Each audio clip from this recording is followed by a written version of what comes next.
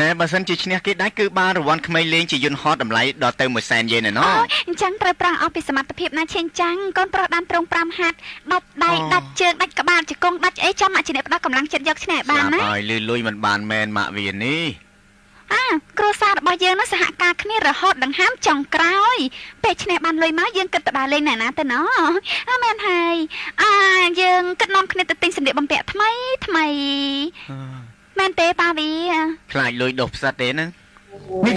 ឧបមាថានេះជាលៀនប្រកួតហើយយើងចាប់ផ្ដើមសមមុននឹងការប្រកួតស៊ូមូត្រូវគិតពីឈីកូសិន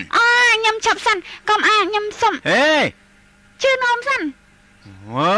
ពេលប្រកួតត្រូវចេះអត់ធ្មត់ឈីកូគឺគេធ្វើបាននេះណែឃើញណែធ្វើបែបនេះអឹបតាមប៉ាត់ក្បាច់កង្កែបសោះក្បាច់កង្កែបប៉ុន្តែមិនមែនកង្កែបទេកូនដូចកង្កែប